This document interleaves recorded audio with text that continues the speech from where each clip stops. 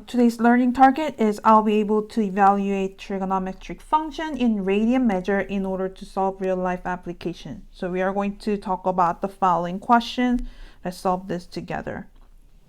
So the question says the temperature in degrees Fahrenheit in Times Square during a day in August can be predicted by the function t of x equal to 8 sine of 0.3x minus 3 plus 74, where x is the number of hours after midnight. According to this model, determine the predicted temperature to the nearest degree Fahrenheit at 7 p.m. So there are a lot of information that problem gives us, but let's try to tackle some of the key information.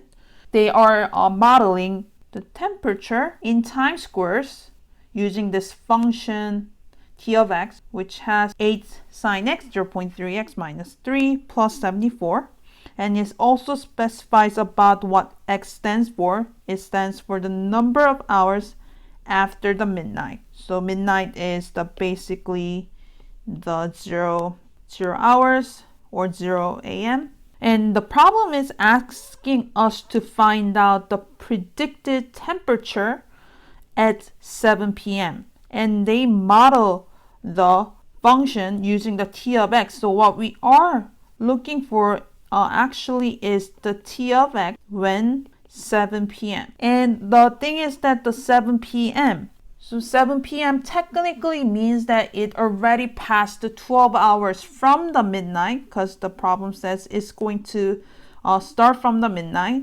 and 7 hours more after our noon. So 7 p.m. is actually 12 hours, which goes until the noon, plus the 7 hours more. So which is equal to the 19 hours after the midnight. And if you are more familiar with the 24-hour system, I think it will become naturally, but I prefer more the AM PM system, so I had to sort of think through what does that 7 p.m. actually represent. And that was also based on the fact that it says x is representing the number of hours after the midnight. So we got some information. What these portions actually represent is I want to look for t at t of 19. So let's look for that. So what do we need to do? We got the input information and we just need to substitute the 19 to our function and see what value do we get. So I'm gonna go t of 19 and our function is right over here given to us, so we don't need to worry about anything else. So I substituted the 19 with the x that we got in the function, and we just need to evaluate this. So now we want to use the calculator because of any sort of sinusoidal real-life application doesn't deal with the exact values that often. So I'm going to use the calculator.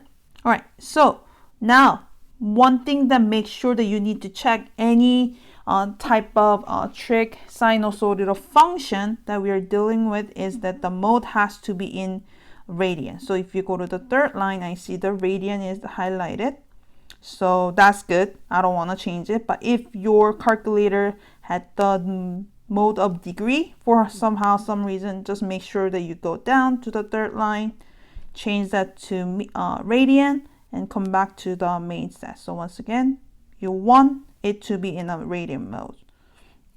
So I just let's type the whole function expressions out. So I got sine 8 times sine of 0.3 times 19, which is the input that we want, subtract 3, get out of the parentheses, plus 74, and enter that. So we got the value of 77.419039049.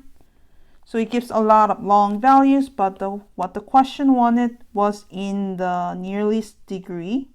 So that means I'm going to round to the whole number.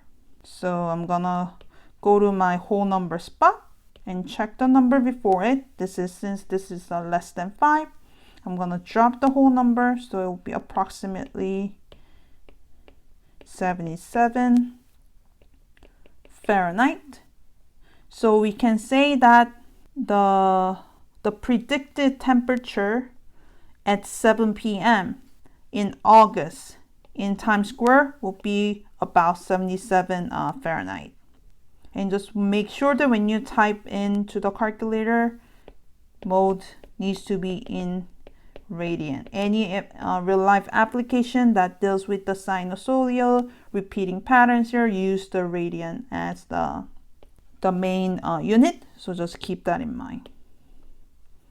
Right, so that's how you can evaluate the trig function in radian mode, radian measure. Try the following question on your own.